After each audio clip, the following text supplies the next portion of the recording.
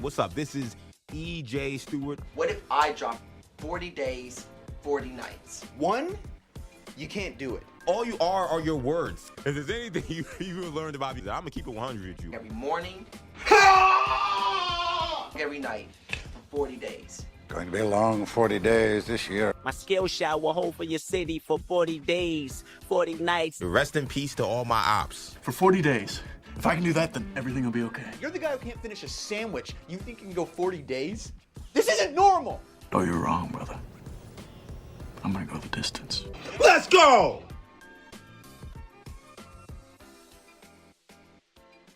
What's up? This is EJ Stewart. You are watching 40 days, 40 nights. Almost at 30 days. Oh my gosh. 40 days, 40 nights. Your boy EJ Stewart, where I, EJ Stewart, do 2 live stream shows per day. 1 in the morning, 1 in the evening. This is the Friday evening version, so it'll be a lot of fun. And this is a big show tonight, so I'm really excited. So, of course, it's Kendall Fridays. So in just about a little less than 15 minutes, Kendall Stewart will be joining me for an extended part of this show, and that's always exciting. Kendall co-hosts with me with New Generation Sports Talk, co-hosts with me with New Generation Hero Talk.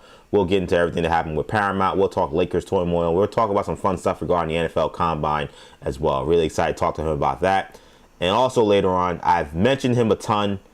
He's a very busy man, but I'm excited and maybe a little surprised I was able to lock him down tonight. I guess he had a free Friday night because I kind of texted him on a whim, and he will be joining me. Lucas Goldman, former WWE writer, my co-host for the Off Script podcast, a wrestling podcast that we do live, or not live, but we do recorded here on New Generation Media, New Generation Podcast Network. He's going to be joining me at 7:30 to preview Elimination Chamber. Came prepared. I got my SmackDown shirt on. Kendall also probably talks some Elimination Chamber stuff for me as well.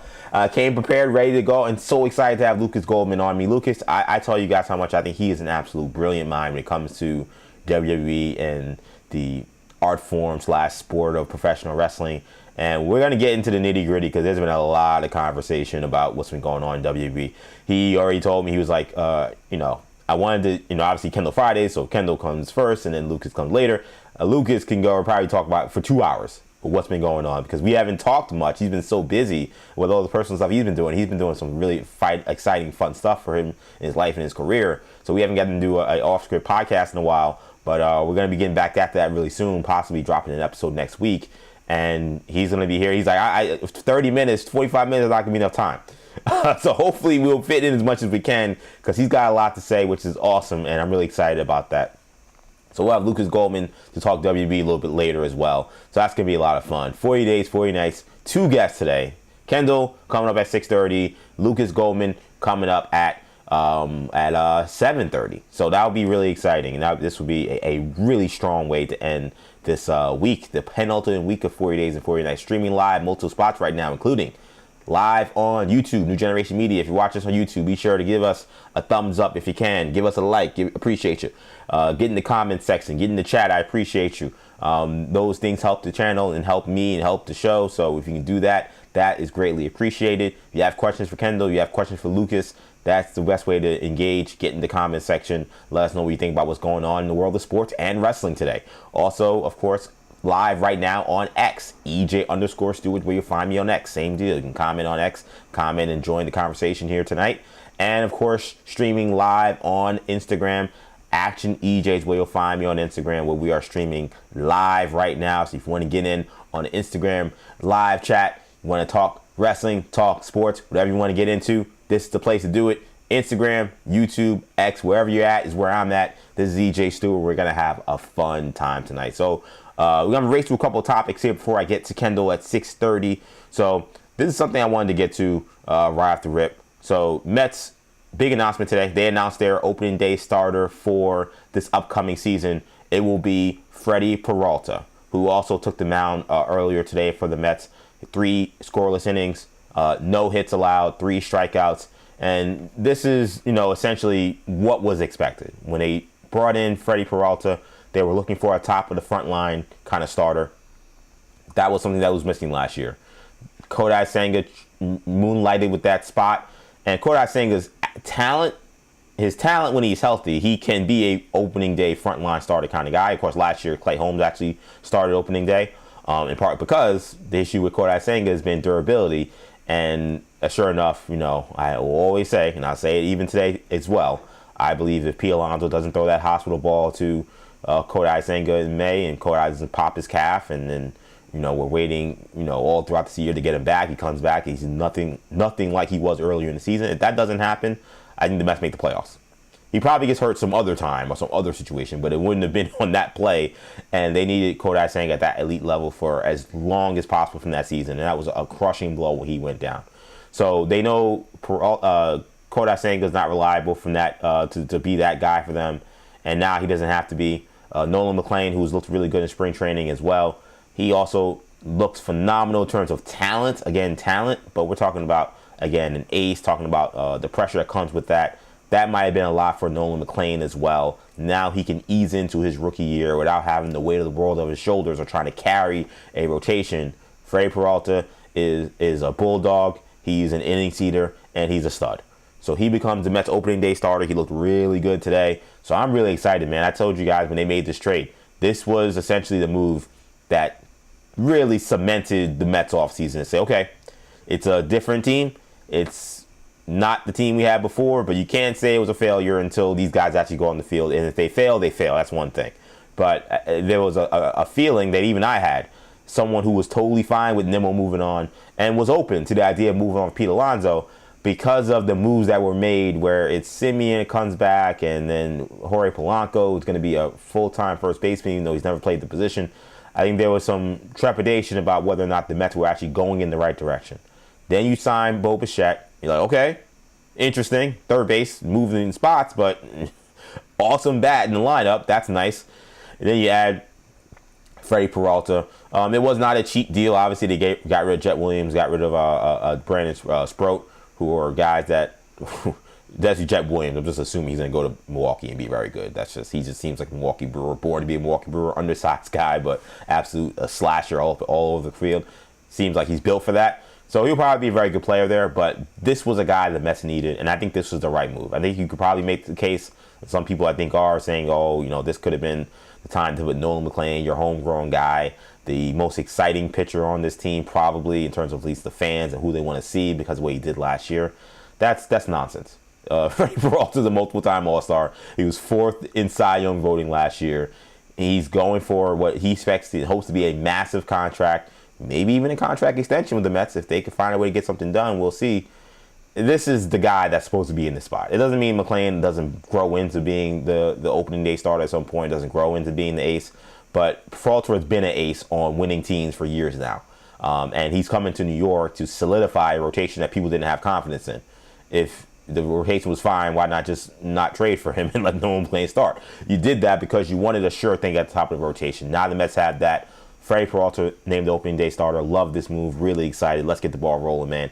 I know it feels like we're closer to the season than we are. Like, it feels like, I hate spring training, by the way. I hate the spring training games. I can't even watch them, which is tough for this job because you kind of have to. But it's really tough to watch them simply because so many guys playing, so many guys that you'll never see play in a Major League Baseball game. And they're kind of a slog.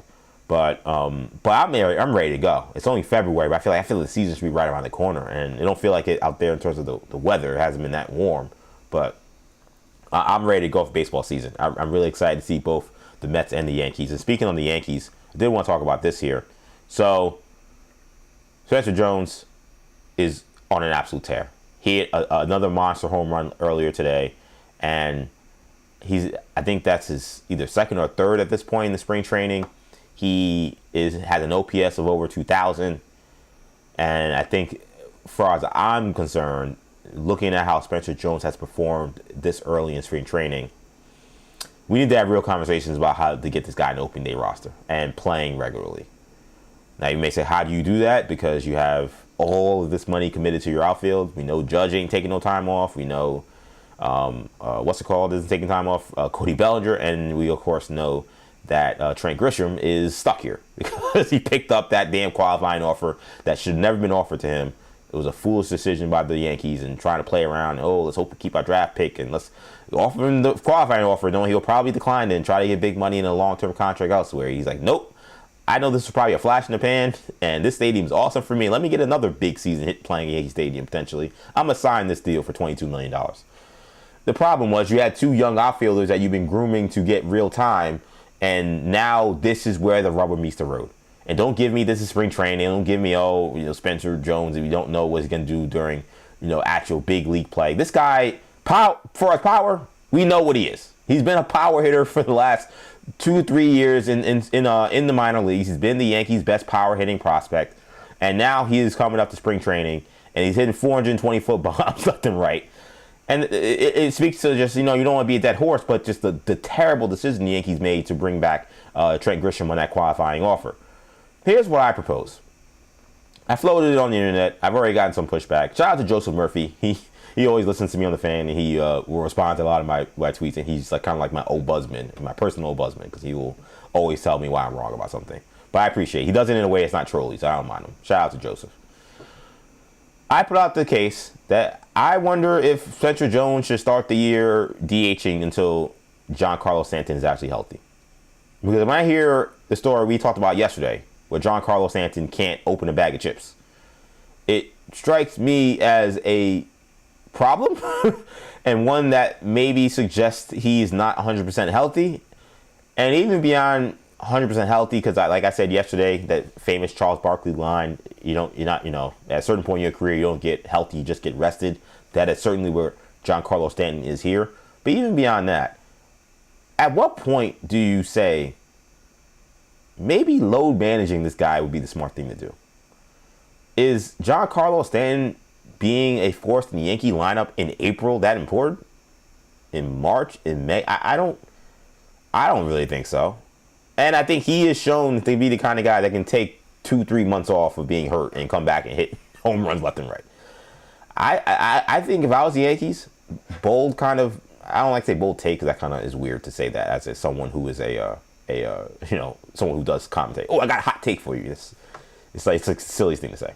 But maybe a bold proclamation or a bold question. Maybe you tell Giancarlo Stanton, hey, we need you healthy for September, October, and stretch run, dog days of August. You'll be in the lineup. You'll get your at-bats. But Spencer Jones, we got to see what this guy is. We got to give him real at-bats. We're going to give him some real at-bats. Maybe we'll have a couple of days where we DH Judge and let Spencer play the outfield. We got to see what this guy is for about a month and a half to see what he is. And you're fine. You'll be part of the team. Hey, look, if we start struggling mightily, we'll throw you in there. You'll be back in the lineup. But we need to see who these other guys are. We need to see what we have with some of these other young kids. And Spencer Jones, at this point in time, he's 24 years old. At what point do you give him an opportunity? I mean, he's been the best hitter on the Yankees in the early parts of spring training. And we'll see, like, spring training's very early here. He could, turn into a pumpkin in a couple of days or weeks. Who knows?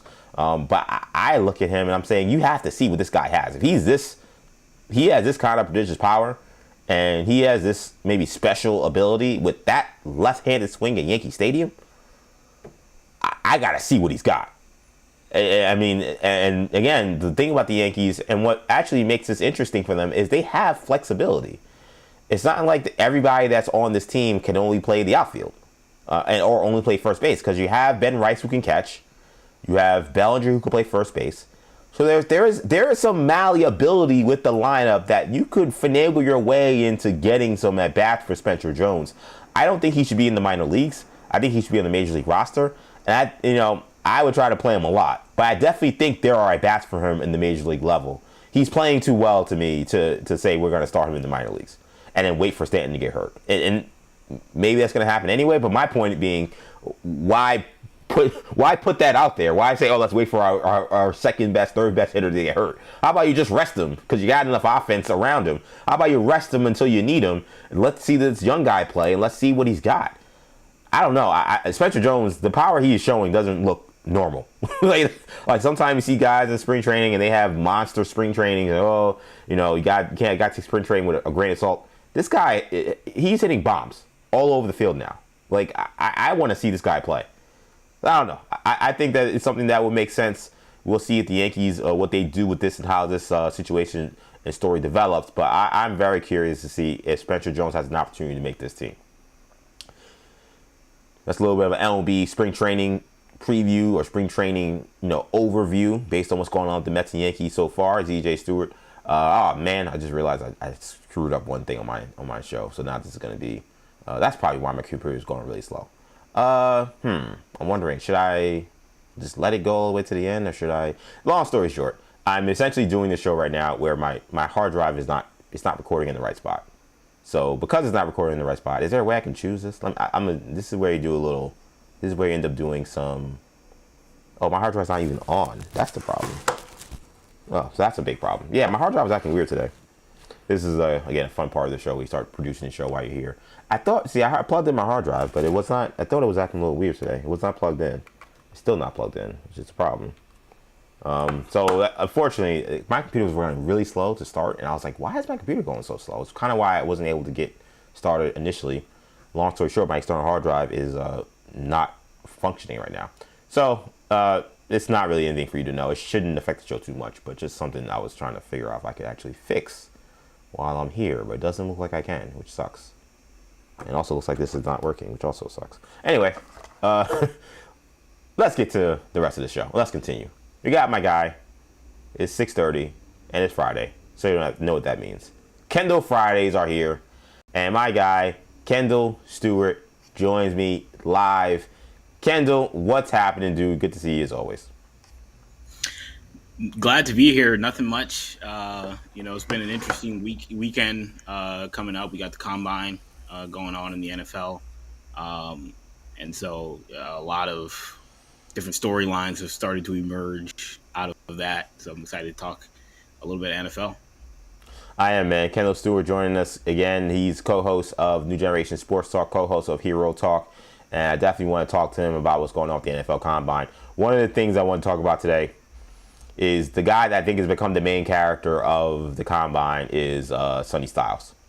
He had an incredible run during his time in terms of the 40 time, all the measurables. And when we think about where he stands right now when it comes to this NFL draft, think about this. Here's his measurables. I showed it earlier, and his numbers were better than Kyle Hamilton's. But these are his numbers right now. You look at the middle of the screen. He ran a 4.46 in the 40-yard dash. That's the best among linebackers. He's also better than Bijan Robinson and, again, Kyle Hamilton and CeeDee Lamb. He has a 43.5-inch vertical leap. He also has an 11-2 broad jump, fourth all-time among linebackers. He is 6'5", 244 pounds. He's about as big as Derrick Henry.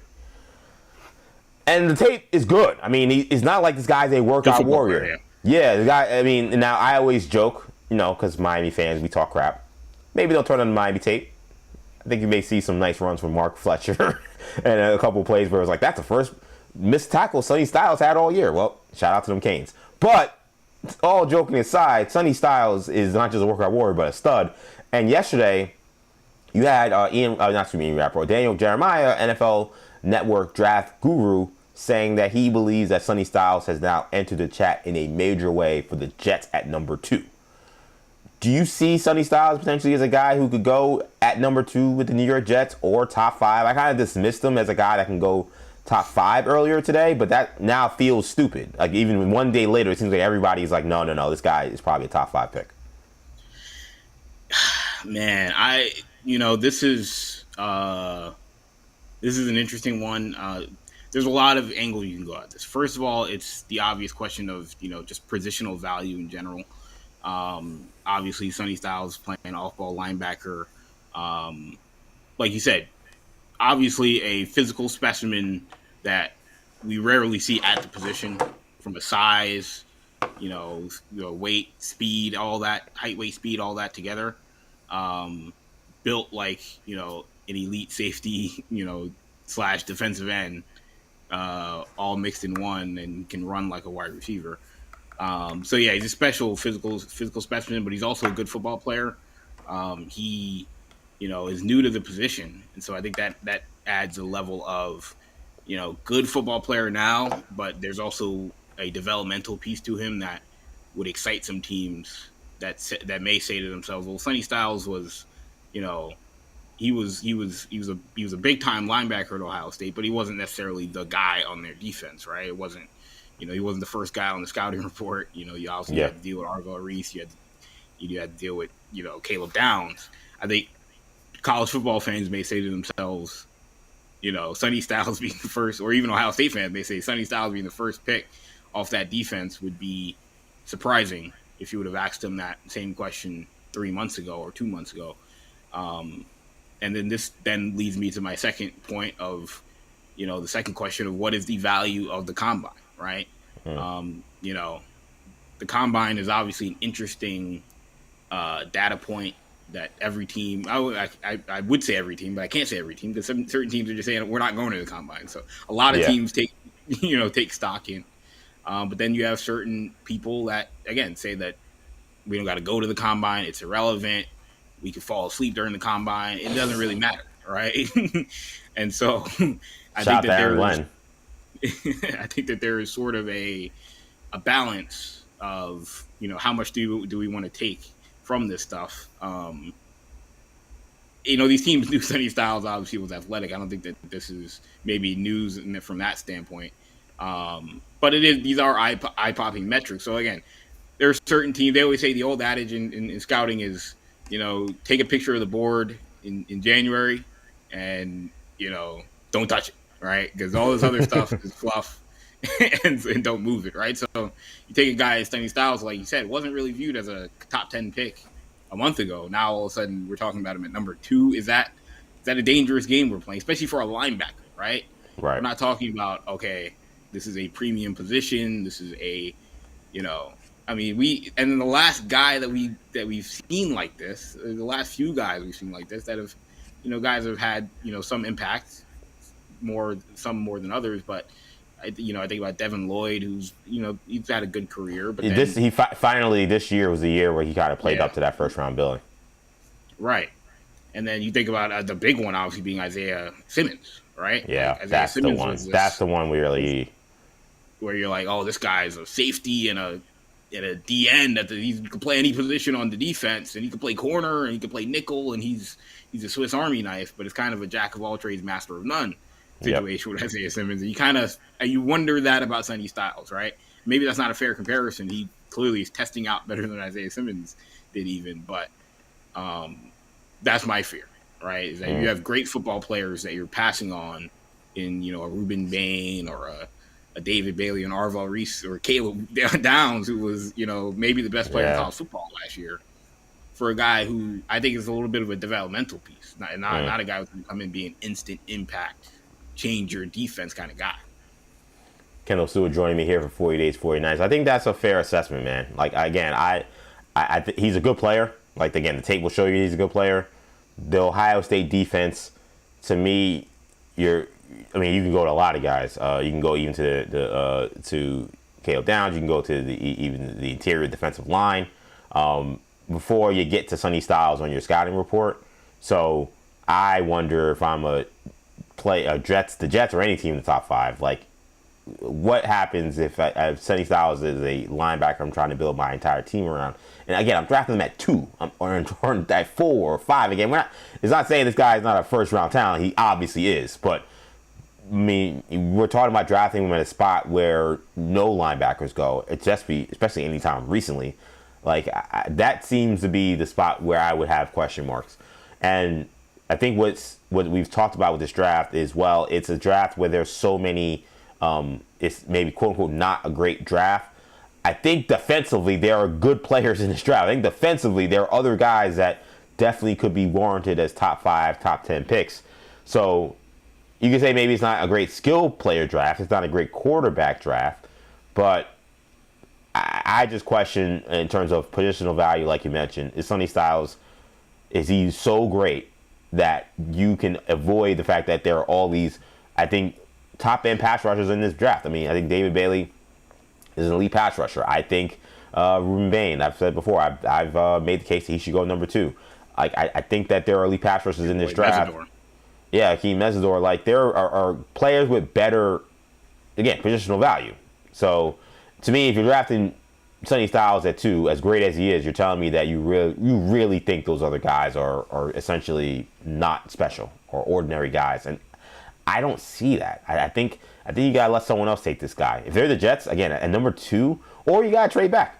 And that's something that maybe they should definitely consider. Like, I'm sure there may be some teams that would run up the draft board to get Arvell Reese. I don't think that that's crazy. Maybe that's something you consider, where you say, let's trade back. There's other guys we can target, like a Sonny Styles. Let's get maybe more picks, and let's move forward. Or let's get us another pick for next year. Or let's really load up in next year's draft class.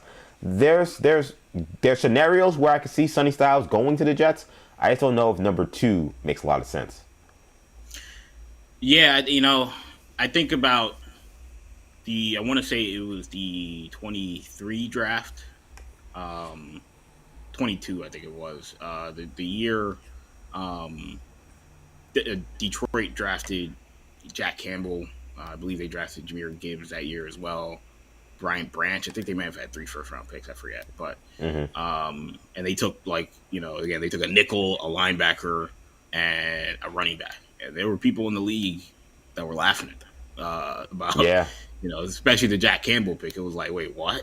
There were teams that had 3rd-round grades on this guy, and he goes in the 1st round. And, but the Lions, it's not like the Lions were great at that point. They hadn't fully came on the scene. They were clearly an ascending team, but they hadn't fully emerged as a superpower. But they when you make those moves, you go into it, you become a team that now all of a sudden, you have your, they didn't get the quarterback. Obviously they had Goff, but they didn't get the flashy quarterback that they could have had. But they did such a good job in the previous drafts of, hitting doubles, hitting singles with, Penei Sewell, Aiden Hutchinson. Let's shore up the trenches. Now let's go and let's move outside, inside out. Let's go get, obviously you got Jameson Williams, and then next year let's get Gibbs, let's get Branch, let's get Jack Campbell. And now all of a sudden, really, the quarterback didn't become that big of a problem because you have all these other positions shored up. Point being is that Jack Campbell was a big-time linebacker prospect, but there was questions about just the positional value. It's like he might be a good linebacker, but he's a great football player, but I'm not taking a linebacker in the 1st round. But the Lions realized, look, we have 3 first-round picks. We're already deep at a lot of other positions. We can afford to take a linebacker in the 1st round. We could afford to take Jahmyr Gibbs, even though we already have a running back, because we don't really need that much else besides a quarterback, which if we get all these other things, our quarterback is going to be better. Everything's going to be better around him. Better defense, better weapons. And so my point overall is that the Jets, I don't know if the Jets are in that position where they could say, we could take a linebacker, right? We can they need a lot of difference makers, right? And I don't know, if this was Micah Parsons coming out, albeit Micah Parsons, who I think was a better prospect, it's obviously hindsight, but I think it was a better prospect. He wasn't a top 10 pick. It was a better draft. That draft was obviously insane, but I struggle with because I think if you're looking for a Parsons type guy, I think it's closer to Arvell Reese than you're talking about Sonny Styles, a guy who could, moonlight as a elite pass rusher on top of being a guy who could be an off-ball linebacker. Kendall Stewart here, joining me live here for 40 days and 40 nights. Can you help me out with something? Because you know how much I love my guy Ruben Bain, but he has kind of become the other main character in kind of a negative way because he's got what by accounts in terms of the NFL as really short arms. I don't know if 30 and 7/8 inches of arm length is short in the normal world, but it's apparently short in the NFL world. If you have less than 32-inch arms, you're basically a scrub in terms of, and there's a lot of evidence to show so many of these pass rushers in the draft that have had short arms that have not panned out. Is this something that you believe is real, and is this something that should be a knock on Ruben Bain coming into this draft? Because I watched a guy so closely at Miami essentially dominate every week, dominate much of college football, and dominate the college football playoff. It's hard for me to wrap my head around a guy who was arguably the best defensive player in all college football being undraftable because of his arm length. But that is a conversation and a topic. So is this insane, or is this something that's real? Again, these are the exercises these teams have to do, right? Yeah. I mean, you think about years back, the Kenny Pickett hand size conversation. Last year, there was an arm length conversation about Will Campbell. Yep.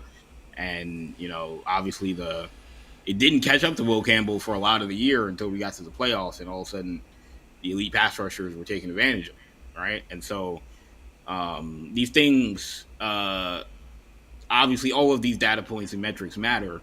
Again, the number one thing that you have to watch, the number one data point you pay attention to is obviously the film. It's the tape.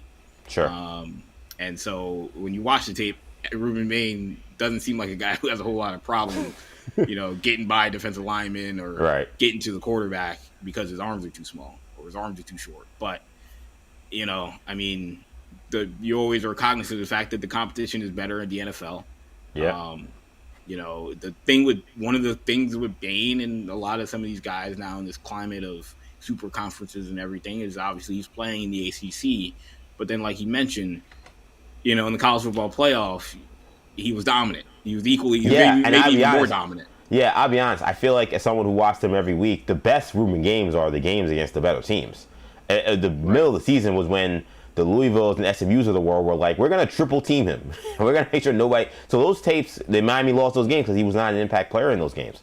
The tape you watch, if you like Ruben Bain, you want to see why he's a special player, is Notre Dame, is Florida, is Florida State, which is ACC team, sure. But then it's Texas A&M, it's Ohio State, and then it's Ole Miss. And then it's Indiana, he also was dominant in that game too. Those are the teams you're talking about. Now, still, we're not talking about him going up against necessarily NFL like superstar type guys or NFL players, period. Like some of these guys are guys that are going to be drafted late in this draft or might not get drafted at all. But those were the top end teams he was playing against, and those are his best games. So if you're looking at why Ruben Bain's a guy that maybe people should maybe look away from in terms of being concerned about the arm length, those are the games you watch. It's what he did against the top-notch competition. Yeah, 1,000%. Honestly, I wouldn't say I'm more concerned, but I understand the concerns more around his running mate Mesidor and Akeem Mesidor and his age, right? That's a guy who's a lot older.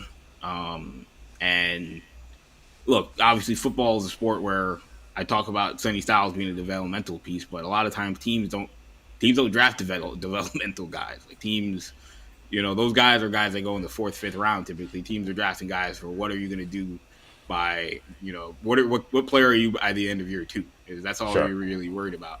Past that is, kind of gravy. But in the case of Akeem Mesidor, like, yeah, I mean, by the time we hit end of year 2, he's going to be 27. So these are going to be conversations that teams are going to have about, is it worth? How good is he going to be, and is it going to be worth taking this guy, using a 1st round pick on him? I mean, I think if you're a team in the middle of the 1st round, in the late 1st round, and you're a playoff type team, and you can say to yourself, this guy is one of the 10 best players in this draft, regardless of age, and he's going to come in and make an instant impact in terms of getting to the passer, or I think you have to throw age out of it because you're a team that's trying to win now. Some of these teams that are in the top 10 are understanding that we got to bring in a piece that is not only good for us next season, but is somebody that can sustain over a 5-6 year period. Kendall Stewart here, joining me live here for 40 days and 40 nights. Ty Simpson obviously is going to throw tomorrow. He's going to become the main character of this because he's a quarterback and he is the only other guy in this draft that is, besides Fernando Mendoza, that can be considered potentially a 1st round quarterback. He said here he wants to show that he's a franchise kind of guy, which that's who you're taking in the 1st round. So that's what makes sense for him to say. I've said this and I'll say this again. I feel like with Simpson's one of those guys where he's one of the guys I hate. Not him, but just what happens to players like him. Because he's a guy that I watched the first game of the season against Florida State, and I'll be honest, I wasn't that impressed. He wasn't the worst part of that game. The defense was more worse, but I just wasn't impressed with him. I was like, oof, I don't know about this guy. And then he turned Alabama's season around, and as the season went on, I was like, oh, okay. He's got a little moxie to him.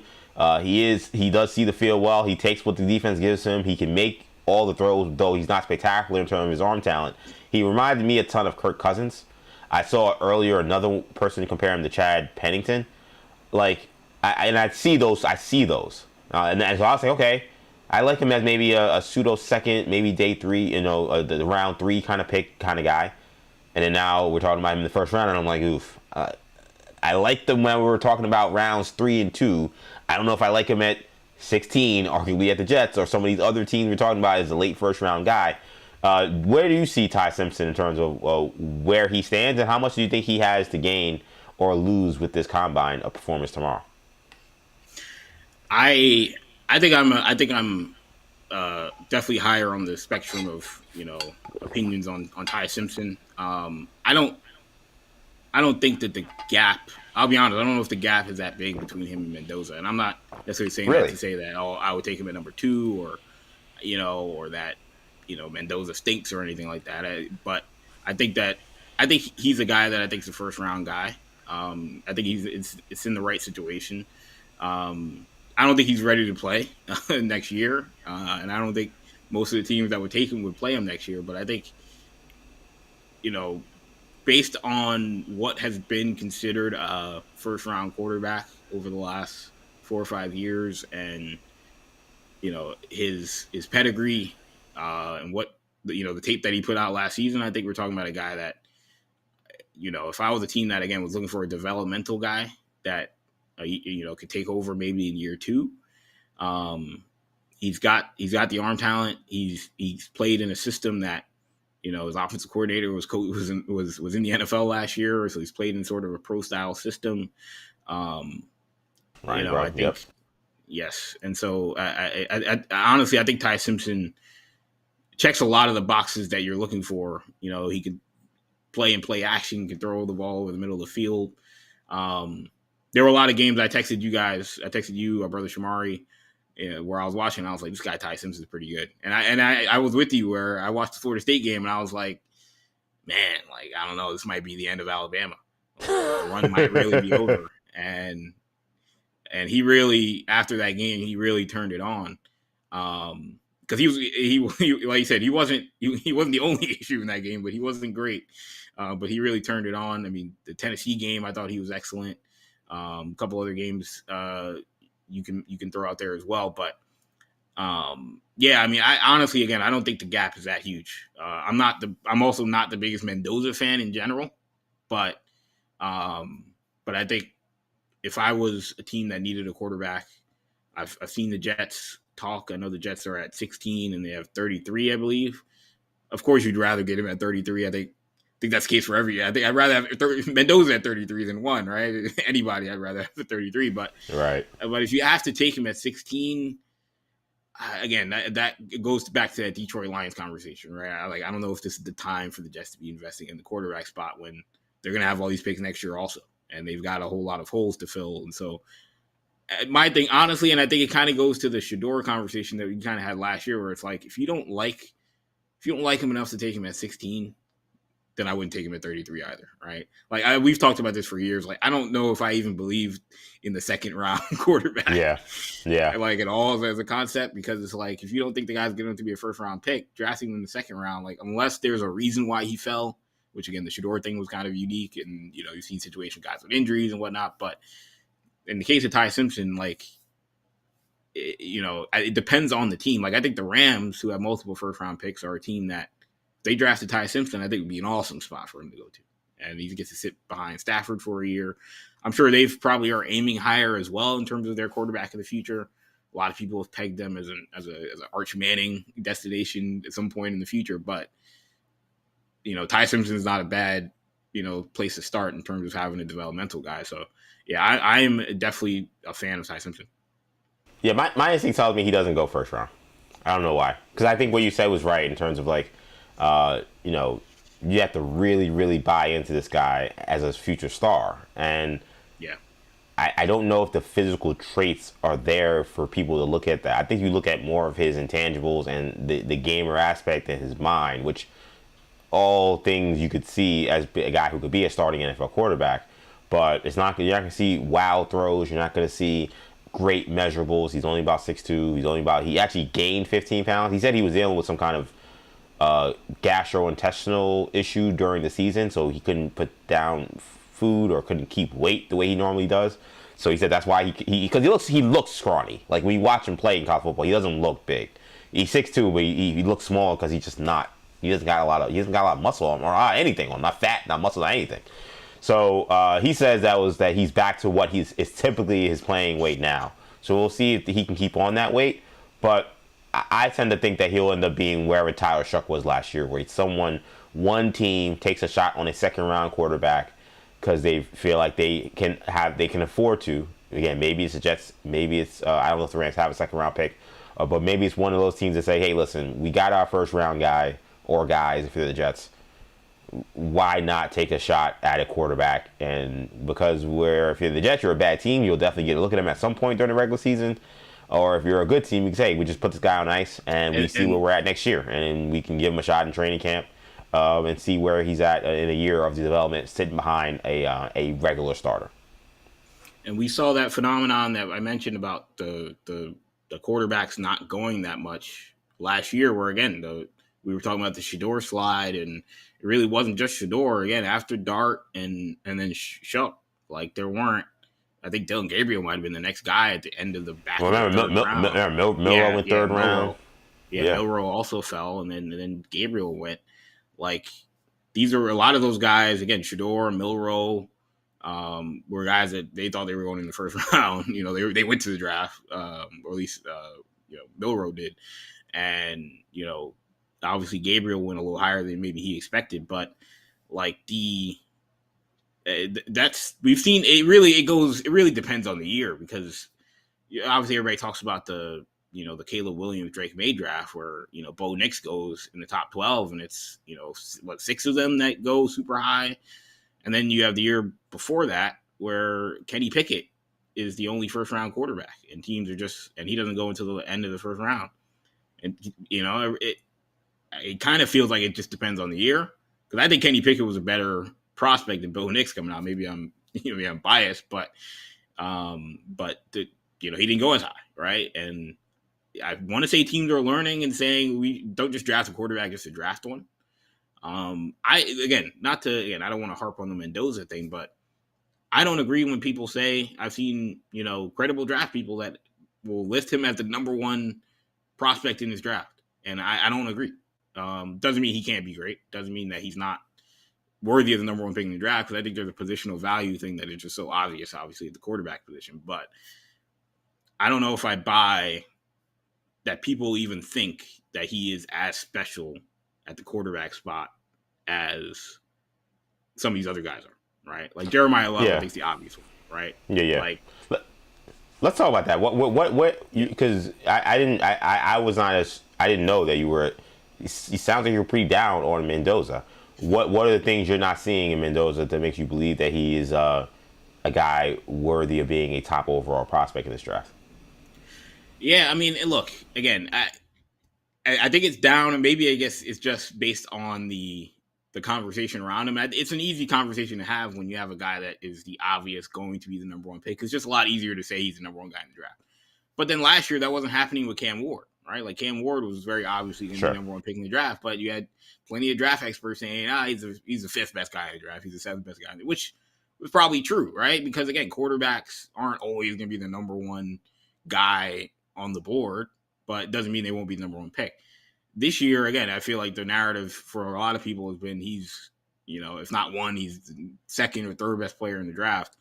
But then in the same breath, they'll also say, but if he was in the draft class with, McCarthy and all those guys, he'd have gone around somewhere between Penix and McCarthy. I'm like, those guys Michael Penix would not have been the number one pick in this. Maybe if he was, but he wouldn't be looked at as the number one player in the draft. Like, I just don't believe it. A guy with 2 ACL, surgeries and was 24 years old. Like, I don't know. But regardless, in terms of his game, I mean, like Dan Orlovsky, I thought did a really good job. He was on Get Up this morning, kind of went viral because he was kind of, I don't really like the Mendoza tape. I went through it.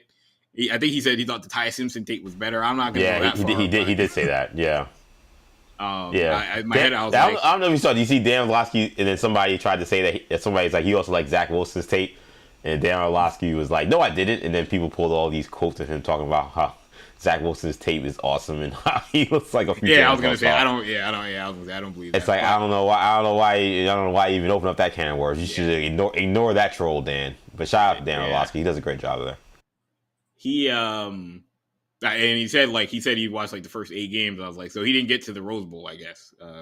Clearly, he did not because Mendoza tied. The best quarterback on the field was yes, they were wearing crimson, but it was not with the numbers on the cover on the side of the helmet. It was the people with the I, not IU on the side of the helmet. There you go. I mean, look, I agreed with his sentiment that Indiana's offense is a little.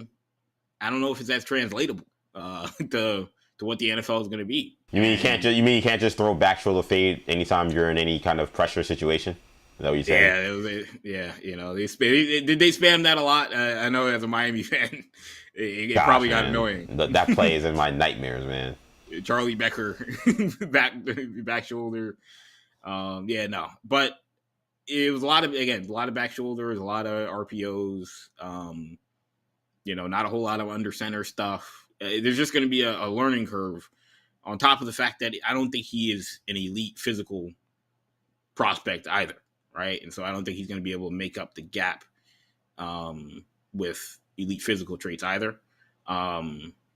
If he goes to Vegas, which I'm not convinced, I'm convinced that they'll probably take him, I guess. I'm not convinced I would take him, but if he goes to Vegas, then I could be asking to have to kind of they're going to have to bring him along and kind of tailor their offense to his strengths, similar to how Zach Taylor, kind of did a good job of tailoring his offense to Burrow, right? And, we've seen, Zach Taylor kind of came from a McVay, Shanahan background, but they kind of run a lot more of just a lot of shotgun spread stuff that was closer to what Joe Burrow ran at LSU. So you're gonna have to do something similar if you're gonna think Mendoza's gonna come in right away and play. But I just think there's a lot of good. You mentioned there's a lot of great players in this draft that aren't maybe at premium positions. I love Jeremiah Love, no pun intended. Caleb Downs is like those guys are just the elite of the elite in terms of what you can be, at least in terms of college football. And how they translate to the next level depends on they're neither one. Downs didn't measure out well in terms of his size, and Love, is he a 3-down guy? There's questions about them in terms of overall prospects, but generally speaking, these guys were the elite of the elite. I don't know if Mendoza checks that box, right? Doesn't mean he's not the number 1 pick in the draft, but that's my question. Yeah, I'm gonna mute my hair. Yeah, makes sense there, man. EJ Stewart here with Kendall. 40 days, 40 nights. I want to shift gears here. I don't know if first of all, we had a comment in the chat. You got to help me out with this, because I didn't see this interview. I talked about how my draft crush is Mekhi Lemon. That's what we talked about previously. And Rod DeRay had this comment in the chat. On a high day, so we'll catch up to the podcast when it drops. Bad news about the podcast. My hard drive is broken. So I don't know when the podcast will be up, but it will be up at some point. That's an insidery thing that no one cares about. But I got to know if you still love Mekhi Lemon at that creepy interview. Do you know what creepy interview Rob's talking about? I don't know. I didn't see this. Yeah, you could probably pull it. It's viral. I mean, it was just he was at the podium, the combine, and he just had this really weird look on his face. Like he was staring into your soul. Like the video is like the camera is like really close to him. Like it's kind of just a shot of just Mekhi Lemon, and he's giving an answer, but he's really like he's really it's just a very strange kind of, again, creepy, I think is the right word. Shout out to Rod DeRay. I mean, I think about the draft preview shows that we've done over the years. We've done probably about 3 or 4 with Rod DeRay, going back almost a decade at this point. So I see you can get him on at some point. But yeah, I mean, Mekhi Lemon, in terms of a football player, you're talking, great football player, who his archetype has certainly translated. You think about, Smith and Jigba. You think about St. Brown, like guys of that same physical profile and skill set have played well in the NFL. So, but they're not as weird on the podium as Mikhail and McClellan. Yeah, I got to check out this video because I kept seeing that now it's one of those things where you see him a couple of times in your timeline, but you're not paying attention, so you don't know what's going on. So I saw him on my timeline a bunch, but I didn't know what was being talked about. So I guess I will have to take a look at what the issue was, but it seems like he certainly freaked some people out, I guess, with his comments. So I'll be interesting to watch me at some point, and we'll see if I then regret considering him a guy that I would consider a top prospect for the New York Jets, because he is someone I do want on the New York Jets. Listen, Crazy Eyes at the podium has not scared the Jets from before, right? This is the team that hired, what's the name? Who was the coach? The guy was on the Dolphins, so I can't remember his name now. With the Crazy Eyes. Adam Gase, there you go. I don't know why I briefly might That's mind Will crazy. McDonald. McDonald even is another guy with kind of a weird mean streak. Yeah, a little outside. I mean, Michael Clemens is on the team still, also another lunatic. So and it doesn't seem like that's actually worked out for us very much. Will McDonald seems okay. The other two, I'm not 100% sure about. But yeah, that's not going to scare the Jets at all, and I guess shouldn't scare me.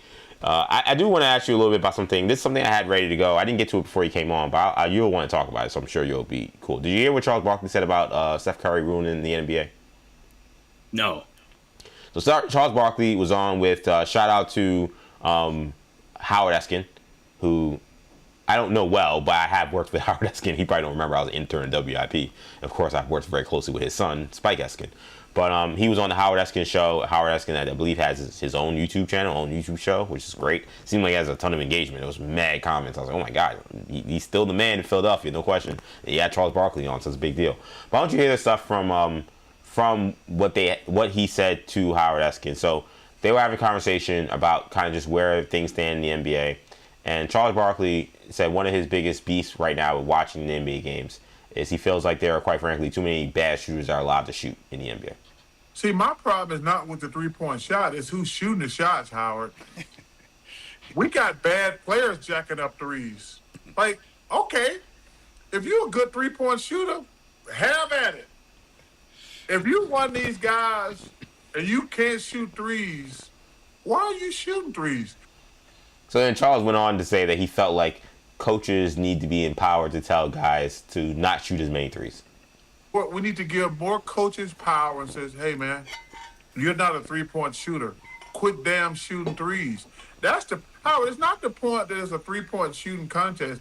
It's everybody's shooting threes. The notion that everybody's a good three-point shooter, that's ridiculous and stupid. And finally, he wrapped up by saying that this is all Steph Curry and Klay Thompson's fault. The guys are going on a fast break. Instead of taking a layup, they're flaring out to shoot a three. I'm like, yo, man, you had a layup. It's all right to shoot a layup every now and then. But listen, guys are got like Steph Curry and Klay Thompson, that they ruin the NBA because everybody think they Steph Curry and Klay Thompson. Well, I mean, and they were really pretty good. They were. All right. Well, you're not. Yeah, but Howard, that's my point. Y'all are not them. Stop jacking up threes. So here's what I'll say. I just feel like this is why it is crucial and good for the NBA that they have Prime and Peacock. It's not to say that Charles isn't entitled to his opinion. There are some people who will agree with Charles' opinion. There are some people who do agree with Charles' opinion. But I think what always still bothers me is there seems to be either a disconnect or a unwillingness to understand why teams hunt three-point shots. And it's tough for me to be someone who I feel like has definitely lived through this evolution in a major way, because the Knicks were a franchise that was behind the curve when it came to shooting threes. We had Phil Jackson running the team, and he essentially was trying to force mid-range offense through the triangle offense in like 2015, 2016 type stuff. And the Knicks offense was, to say it was remedial would be kind. It looked insane watching them running the triangle while other teams are getting wide open threes regularly. And the Knicks stunk, and Phil Jackson had no clue. He's one of the worst basketball executives to ever do this job. And his whole premise of basketball was that we don't need to be taking this many threes. We need to take much better shots. And Charles Barkley says, well, these guys, some of these guys can't shoot. We do draft content all the time. We evaluate guys all the time. There's never been this many great shooters in the NBA. I mean, great shooters in the NBA. So I say that, I would say I'm happy we have Prime and I'm happy we have Peacock, because I just think we're past this. Like we know why teams shoot threes. It is a much more high value shot than the kind of shots you can get on much more. Now, you want to argue they shouldn't shoot threes on a fast break. Okay, that's one thing. And there are times where I will also be maddened by the idea. I'm like, oh my God, just take the layup there. So that's one thing. But I'm talking about in general, when we talk about the other concerns with 3-point shots, it's a much more higher percentage shot, and there's much more value to those shots if they're open than to driving into the paint with 5 guys sitting in the paint or taking a contested 2 over guys that are guarding you. It's just, we know what it is. If you want to say the game's not aesthetically pleasing to you, that's another story that I actually would agree with. I think most people's complaints, and this is what I say, and I know me, you've had this conversation a ton, is I think people I don't think are upset about threes. I think they're upset that everybody plays the same. Because it's always going to be something. In the 90s, it was, everybody's playing this bully ball, and the Knicks and Heat have ruined the NBA because they're just grinding the game to a halt. You need to get the game to be more open space. At other points in the NBA, say, there's no defense being played in the 80s. Like, it always was something. Like, I don't know. Like, I think that we've kind of lost the script and lost the topic in terms of, like, understanding the assignment about what's going on with it. It's not that people are shooting too many threes. It's that everyone plays the same, and it's a copycat league. I think there are rules that you can adjust to make sure that it's not so much a 3-point heavy game. But that is the issue. It's not that people are just taking threes because they can't shoot. You watch an NBA game, I don't watch games where guys are just clanging threes left and right. These guys are all snipers. Yeah, I'm trying to think of the team that allows a guy that can't shoot to shoot a lot of threes, or to shoot threes even at all. Like, I mean, yes, are big men starting to shoot more threes? Yes, but a lot of them are shooting above 34, 35% from three. Right. Nowadays, they're learning to shoot, right, and they're becoming shooters, right? Are guards taking higher percentage, higher volume of threes now, than they used to back in the day? Of course, right? Are wings just standing in the corner now, getting ready to shoot threes? Of course. But again, they're all doing it at a better clip than they used to. And so, at least at a more efficient clip. And so I don't necessarily obviously agree. I agree with your sentiment on the TV side of it, because again, as entertaining as Inside the NBA is, they have ran counter to where the NBA has gone, right? Like they have, and it's unfortunate that you can say, they're stuck in the past or whatever. Whether that's good or bad, there are probably a lot of people in the audience that agree. Like you said, they're shooting too many threes, I don't like this. But at the same time, from a league perspective, you need to have people that can tell you what the teams are doing, why they're doing it, and why this is what's happening. To me, I think it's like in the NFL. I liken it to the analytics boom of decision making. Right, 2-point conversions, 4th down decisions.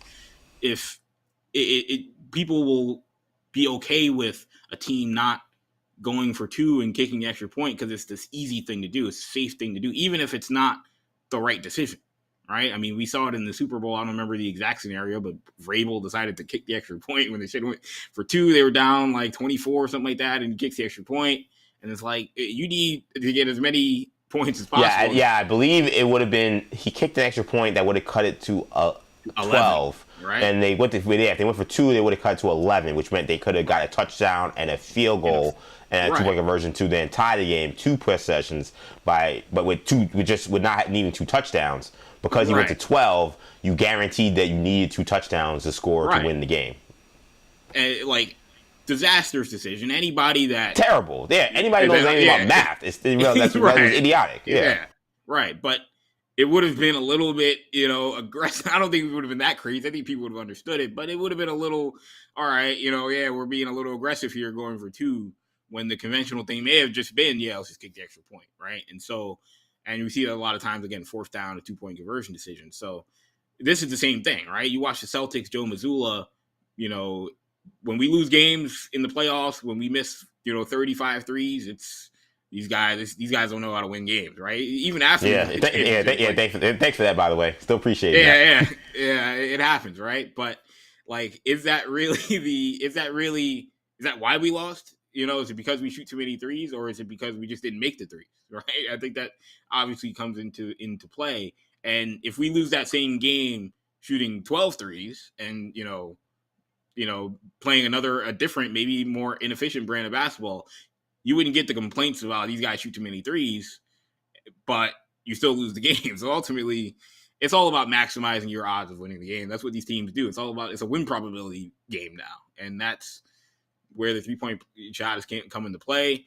I wouldn't blame Steph Curry. I would blame, I don't know, Cal Berkeley, MIT, Cal Tech, name whatever, analytic. Yeah, Daryl Morey. Blame Daryl Morey. Like, Mike D'Antoni. Yeah, Billy Bean. If you want to go into a different sport, that's really what has revolutionized the sport, and I wouldn't necessarily say it's Steph Curry. Kendall, join me here for a few more minutes. Are the Lakers cooked? I watched the game. I watched the game from last night this morning before I started. That was a game where you lose to the Suns. They don't have Devin Booker. They don't have Dylan Brooks. And the Lakers were in full control in the third quarter, and their defense just completely craters, allowing a team like the Suns that were undermanned to come back in that game. And you're trying to get Luka Magic to try to figure this thing out, and then of course you lose on Luka getting beat off the dribble, and then Austin Reeves falling asleep on a rotation, and then bang bang hit O'Neal for a 3, game over essentially. Are they cooked for this season? I don't think this is a team that really is probably winning a round. They look like a first round exit to me. And the second question on that too is, it appears to me, and this is what's been told, that what's been said is that they're just essentially running the string out until the 2027 free agent class. That seems like a very tenuous, risky move, unless they know something we don't know. Is that a smart decision to basically build a team that you're saying that these 2 years don't really matter in terms of us putting together a championship roster? I mean, is it a smart decision? Like you said, that I guess is something that will fully be judged when we get to that point. But but looking at it now, I mean, I think you're talking about a franchise that, yes, it's kind of seems like they're running an autopilot a little bit. The LeBron cloud is certainly hanging over this team, and now I think you've got another cloud in ownership coming in, new ownership, obviously with Mark Walter. They just hired Lon Rosen to be the president of the team. He's president of the business operation. Obviously, Lon Rosen's Magic's guy, came from the Dodgers. Obviously, Mark Walter knows. I think that's a connection that I don't think, at least I didn't make enough. I don't know if the people in Lakerland did that. Like, yeah, Mark Walter equals Magic's boy equals Pelinka's days are numbered. I think we speculated that Pelinka's days were numbered anyway, but I didn't make the Magic connection. Now a lot of people are making the Magic connection. Yep. It looks very tenuous, and I think that is just a cloud over the organization right now. Again, it's more with the LeBron side of it, because again, you have the biggest figure in the organization and the second best player on your team, on a team that is very top heavy. It's a 3-man team, more or less, in terms of your stars, and your second best player and your biggest face of the franchise is 1 foot out the door. Very clearly 1 foot out the door, either going to retire or leave. That's not a good situation to be in when you're trying to actually win basketball games this year. So yeah, this season feels like it's kind of a dud, right? And then I look to, again, you're talking about the cloud over it. What does that mean for Pelinka's future? What does that even mean for JJ Redick, right? He just signed an extension, but I don't, I think there's going to be questions about JJ Redick if there's another first round exit, and now he goes into year 3 on a bit of a hot seat with potentially, again, we know new ownership, and again, what happens in the front office, I don't know. They're saying Rob Pelinka's safe, but I think he's only as safe as the options that are out there. Bob Myers got scooped up. Yeah. But Masai Ujiri's still out there, and Sam Presti, I don't know what his deal is like in OKC, but I know his deal is coming up soon. So these are, things he's going to have to worry about. They are, man. And I just think, I said earlier this morning, I feel the Lakers are playing uninspired. How poor they play defensively regularly. Now, they don't have good defensive players, so that doesn't help. But they don't look inspired. That's the kind of game where this is a must-win game, basically, because you don't want to lose 3 straight. A team that's right on your heels in the standings in terms of being in the play-in situation.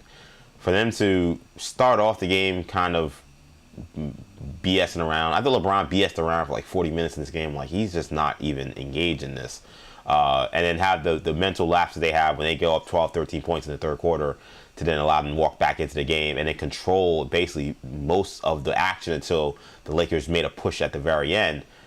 They just look uninspired. And I think that is going to be questions for J.J. Redick moving forward about, like, he's the guy that's crafting the vision of how you build a team around Luka. And I'm now having some real questions about, like, what does it look like?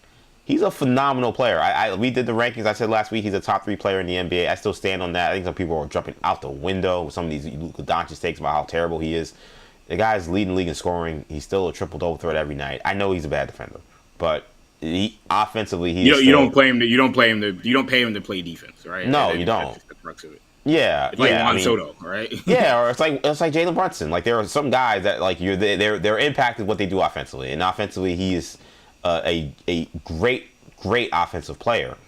But I am starting to question, like, what does winning a championship with him look like? I thought that I didn't think that was a question I'd have until this year, only because, he has LeBron in this 1 foot in, 1 foot out deal, which isn't the greatest thing. But he also does have Austin Reeves, who's developed into a star, but it doesn't seem like, because either of those guys are good defenders, I don't know if they make sense as a pairing for the future. What kind of team are you putting around Luka to win? I don't even know if this is a question. It's more of a rhetorical question, but, like, I don't know what the solution is. Now, this team is almost not even built to win championships. Maybe this is like a poor reflection of that. Because, like, DeAndre Ayton's not playing center. Like, I know that's for damn sure. I'm putting much more shooting around him. I know that's for sure. Which then it goes back to with Pelinka. Like, maybe Pelinka may really be in trouble, because if they wanted a better result, even though they're trying to keep their books clean for 2027, that's one thing. This collection is not even close to the kind of team I think that would win with Luka Doncic. But his issues defensively and him being a super ball dominant guy, I feel like we're starting to see some of the issues with that this season particularly. Yeah, I mean, they're going to have a real decision to make on Austin Reeves this offseason, right? I mean, we're talking about, of course they want to keep him, I think, right? Like you said, he's a perfect fit. For a team like the Grizzlies decides we're just going to max Austin Reeves this offseason, bring him semi-home. He's from Arkansas, bring him to Memphis. Like, what is your response? Do you match it if you're the Lakers? Do you try and bring him back at that number? Do you make a deal to trade him? Like, these are going to be conversations to sign and trade. Maybe these are going to be conversations they have, because, like you said, I don't think the long-term pairing is Luka and Austin Reeves in the backcourt if you're trying to win a title. Yeah, no question. It just doesn't look right. But the one thing about Reeves is he's played so well that he looks now like a guy that is going to be someone that will be a very valuable trade piece potentially. I think they got to have all considerations possible about how you build the right team around him. And I just sit there and I wonder, man, like, are we going to sit in here? We're going to be like I said this morning, like, they look cooked, but I also don't want to, like, go over the board in terms of the future of the Lakers, only because I just fear, and maybe it's a bad fear just because what I've seen from this organization, and you're a Celtic fan, so you've seen it as well. They just always seem to find a way, and I'm going to be going crazy about, what the hell are they doing and all this stuff, and then they're going to get, Nikola Jokic in 2027, and I'll be like, this was the obvious plan, and it was already written in the stars. Yeah. It was already signed and delivered, and I mean, we could argue about who is Jokic the right fit next. I don't know, but I would try it. I wouldn't be hesitant to say, hey, or Giannis, is he going to go to free agency next year and say, you know what, if nobody wants to give me an extension, I'll just go to free agency and go to the Lakers. Like, that, there got to be a reason why there's only one guy under contract for 2027. You would think. Again, you would think. Yeah. I'm not and again, I'm not just a Celtics fan. I'm also a Giant fan that has seen Mark Walter take a franchise from kind of mired in mediocrity to now the juggernaut of all juggernauts in professional sports. I thought the most interesting move in the NBA this week, in this long-term thinking about all this stuff that didn't get a whole lot of conversation, was Tony Bennett getting hired as an NBA draft advisor by the Los Angeles Lakers in their front office. Again, I saw that and I was like, who's got to be more worried about this? Is it Redick or Pelinka? Because it makes you wonder if Mark Walter gets in and is like, maybe the model that we want to emulate is the Boston Celtics, right? Because, Brad Stevens obviously is running the ship in Boston. We talked about it when he got the job, that, there's a lot of interesting parallels between being a college coach and being a front office exec, and how there's maybe some advantages that he will have that other execs didn't have. And Tony Bennett, I know he hated NIL, but he also dealt with NIL, so there may even be more of a actual preparedness for it, because dealing with salaries and a salary cap or whatever your budget is for your school and negotiating contracts, that's all a part of it. He didn't like NIL at Virginia, but I think he'll like the NIL they got at the Lakers. So, but yeah, no, I like Tony Bennett better. As I've said for years, that he's a guy that should be looked at as an NBA head coach. So I like him better as a coach. But again, they're talking about him as an NBA draft advisor. It makes you wonder if he's getting more into the personnel stuff and if he's maybe a front office piece long term. Is he a Pelinka guy, or is he is this Doc Rivers? Coming in to advise Jimmy Haslam. My instinct tells me it's more Pelinka, only because he retired from coaching. That's how he described it. And I get it. Coaching kind of sucks. Like you got to be a lunatic and love to do that. So I think being a GM is an awesome job. I think the guys who do it love it. Like you got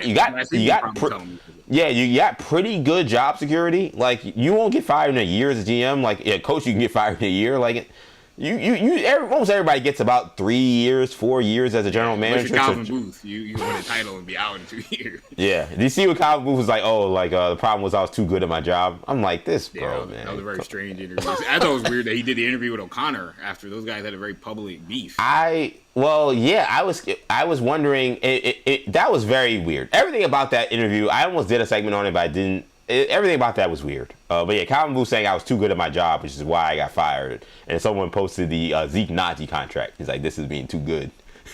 4 years, 32 million for Zeke Naji. But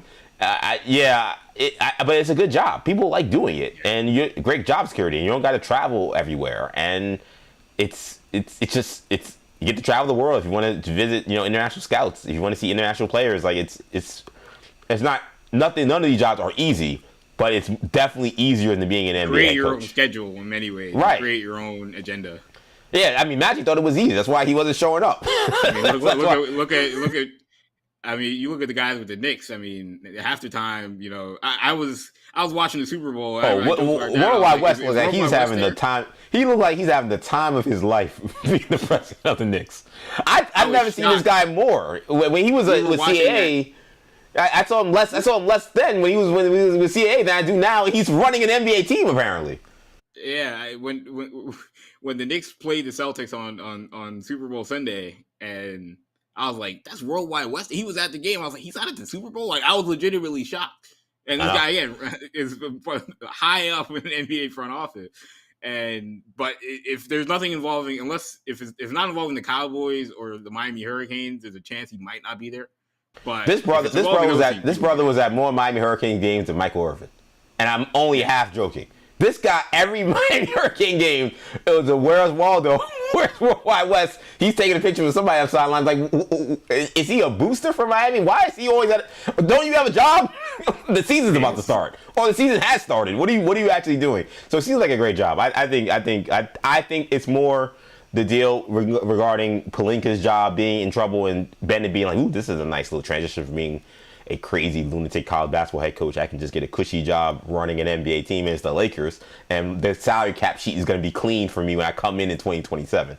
I think that's a conspiracy. They might view him as kind of a they might view him as like a Theo Epstein type, Andrew Friedman type that can come in and be a basketball guru. I don't know if it's the truth, but I think that might be their model.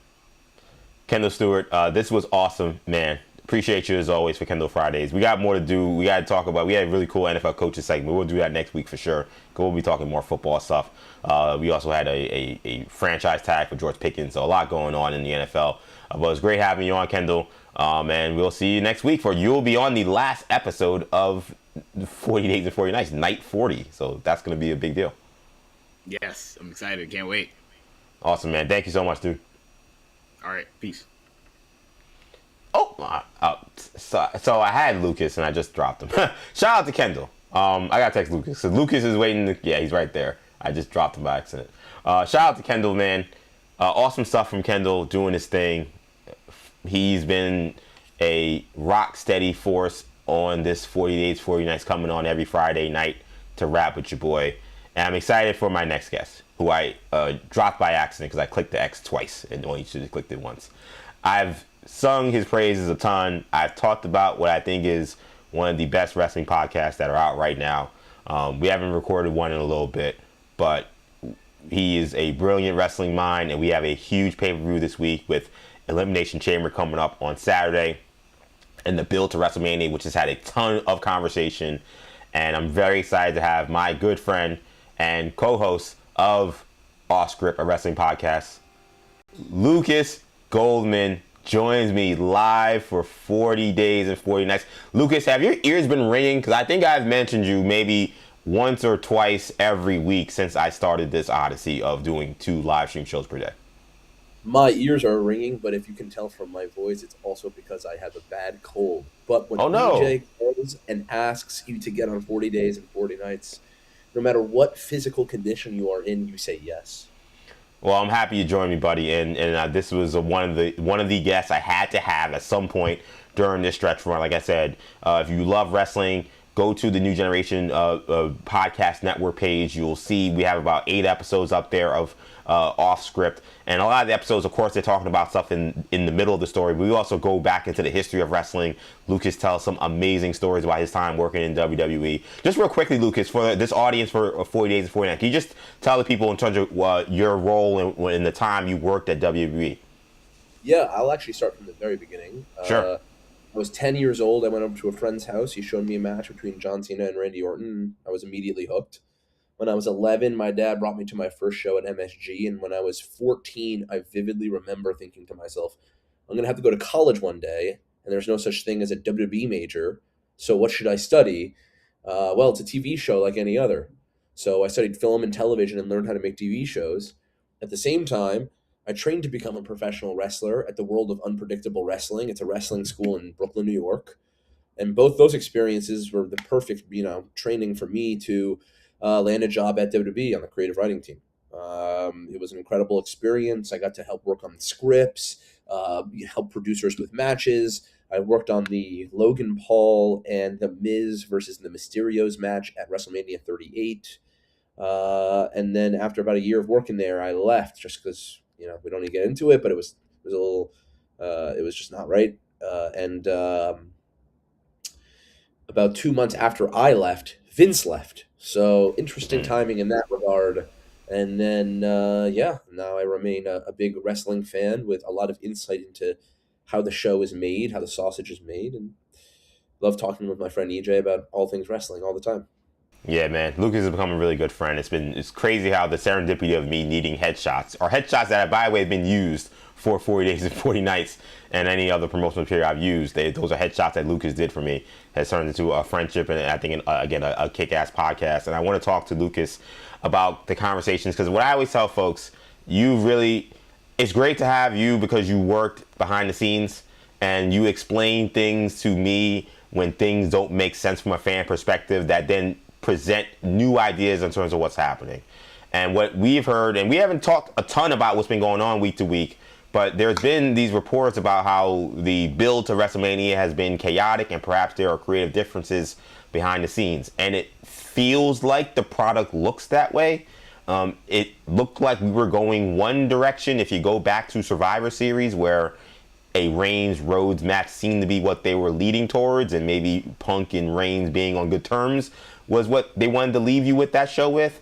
Then it turned into a Reigns Punk WrestleMania Night 2 main event, which I think a lot of people are happy about, but it seemed like a flip. And now you have this title picture where Cody Rhodes is not coming into WrestleMania as a champ. He is in this Elimination Chamber match among 5 other guys to see who will challenge Drew McIntyre for the title. He certainly, I think, would probably be the favorite to win this match. But then there are the questions about whether or not this is a solo match. Is this a triple threat with Jacob Fatu or someone else? What have you seen just from your perspective in terms of the build to WrestleMania so far? Does anything surprise you about it? And do you see what some people are saying, which is kind of a chaotic build to this big event coming up in a couple months? So I think what happened is they had an original plan, probably. So this is going to be WrestleMania in 2026. I think they probably had a plan at SummerSlam of 2025 of what WrestleMania 2026 would look like. And then 2 things happened.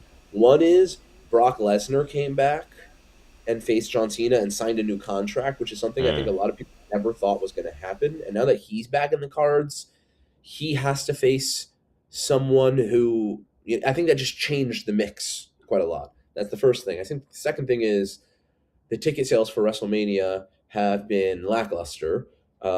You could make the case that that is because they are too highly priced, which I think there's a lot of merit behind that. But I think they also are aware that, last year they had John Cena's last WrestleMania to market the event. They don't have John Cena this year. They don't have AJ Styles this year. They might not have Braun Breaker this year. Not to say that he's the caliber of John Cena or AJ Styles, but just, I don't know. Some WrestleManias feel hot and some don't. And WrestleMania 40 felt hot. 41 felt, pretty good. And this just feels like a slight dip. Although I will say,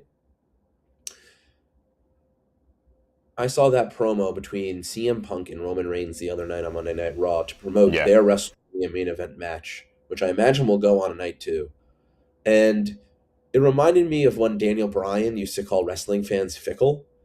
You know what I mean? Like, interesting. When Jey Uso, botches a spear, we're so quick to, highly criticize the guy's in-ring capabilities. That promo between CM Punk and Roman Reigns is one of the best promos I have ever seen. Wow. Circumstances, wow. Yeah, that was incredible. The way they blended, reality with scripted, the way they broke the fourth wall, but they didn't break it too much. Like, it was just the delivery of their lines, the intensity. You really got the sense that these people do not like each other. And I can't tell if they really don't. I really can't tell. And that's effective storytelling. So I'm excited for that match. But otherwise, I am, like you and a lot of other fans, confused or unclear about what they're going to do. I think they had a plan. And then Brock and the ticket sales. And now they're putting together a different plan. What I would like to see out of that different plan is, so you mentioned how the WWE Championship match would be something like Cody Rhodes versus Drew McIntyre versus Jacob Fatu. I think the best situation there, do you remember in the year 2000, they had that 6-man Hell in a Cell? Rock, Stone Cold, Triple H, Kurt Angle, Undertaker, and Rikishi? Yep, I watched it. They should do that. So you think that taking a couple of guys from this Elimination Chamber, Randy Orton maybe, maybe Trick Williams maybe. It should be Drew McIntyre, Cody Rhodes, Randy Orton, Jacob Fatu, Sami Zayn, and the 6th spot could go to a few different people. What do you think about Trick Williams for that 6th spot?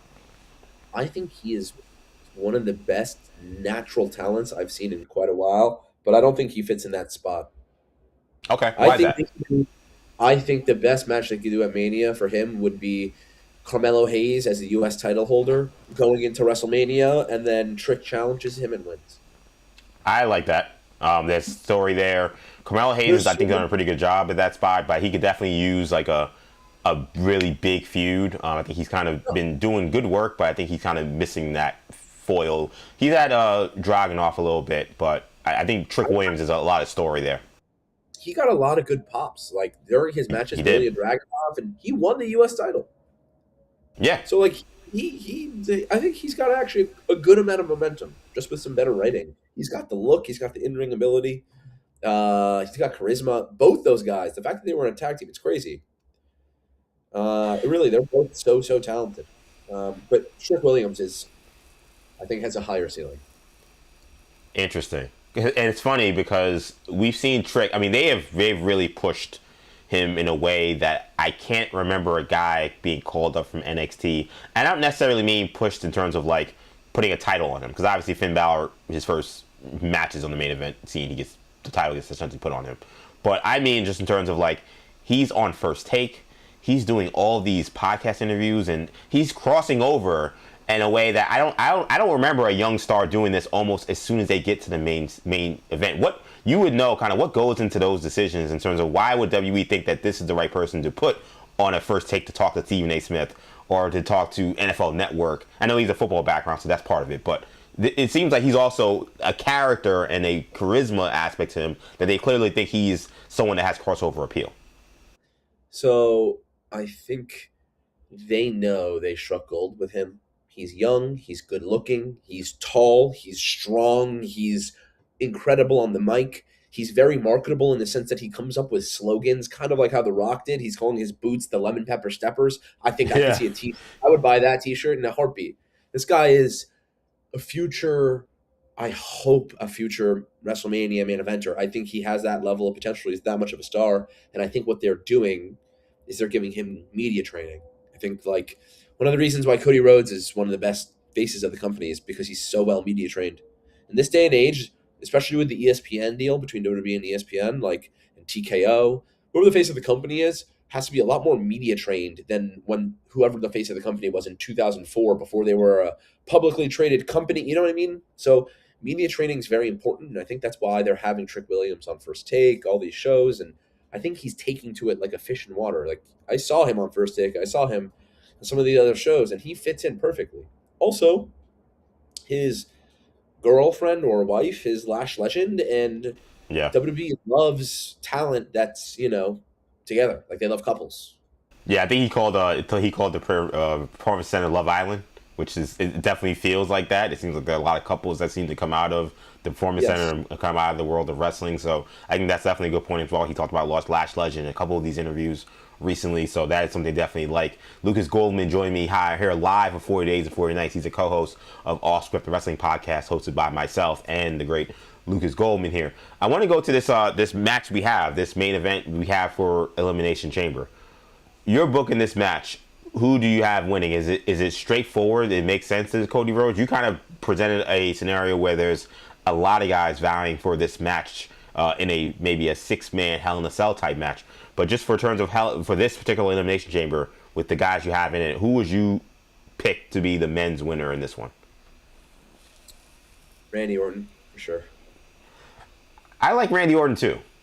I don't know if he's going to win because I'm very curious how open are they to putting more people into the storyline with Drew and Cody. But I think Randy Orton winning another world title, I think people care about that. And he still gets massive pops. And he's a big face. I think he definitely could be a main event guy in WrestleMania stuff. He has been so selfless, especially at WrestleMania, for like the last 8 years.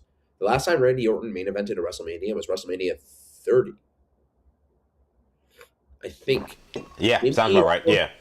He had one during COVID versus Edge or something. I don't know, but I don't think that didn't main event, because remember it was like that main event was weird. It was like it was Braun Strowman and Goldberg.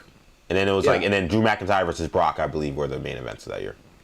Randy Orton has been very selfless, especially with WrestleMania over the last few years. I mean, the thing he did with Joe Hendry at WrestleMania last year was awesome, but it was low on the card. Like, it wasn't a championship match or anything like that. And I think the guy has earned a championship match at WrestleMania and to win it. I think he's 14 world championships? Yeah. I think 15. He should end with 15. If not, no, he's not going to hit 17. No way. I wonder about if they broach that. I mean, he does have a little bit of a. He has a. It'll never happen. It'll never happen. Why do you think so? Because they don't hot potato the title like they used to, A. And B, moving forward, John Cena will be regarded as the GOAT. And he is, but it's really more of a Mount Rushmore. You know what I mean? Sure. Like it really is like Cena, Stone Cold, Hogan, and like you could even make the case for like a Bruno Sammartino or an Andre the Giant.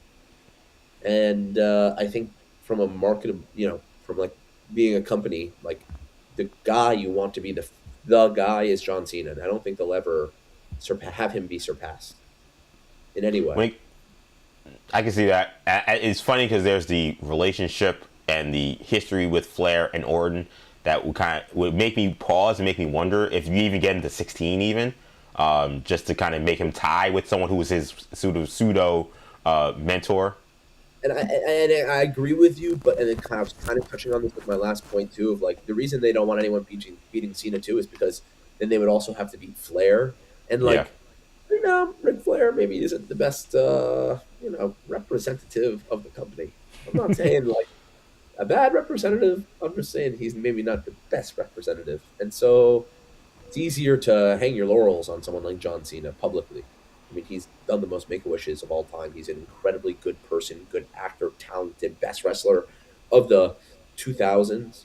What's so interesting to me and what I was thinking about too is like, you could think about wrestling history, or at least WWE history, from like 20-year chunks. So the first act would be WrestleMania 0 to 20, WrestleMania 1 to 20. You start with Hogan, and then you end with Stone Cold. Yeah. Then you have WrestleMania 20 to 40.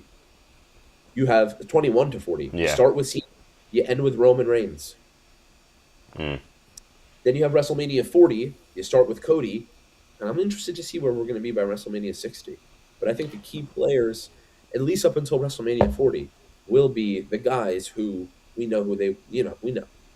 Trick Williams, Obafemi, Braun Breaker, Dom Mysterio.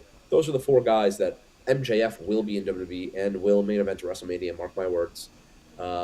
Those guys are the guys under 30 that I would really put my money on winning the world title. Those 5 guys will win the WWE title in the next 10 years.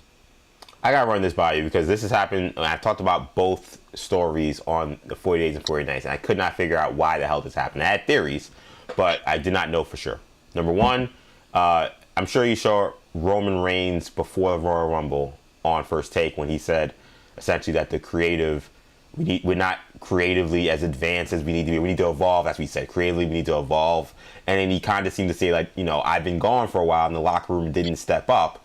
And we need to evolve creatively. Nick Khan's a great leader, but we need to step up creatively.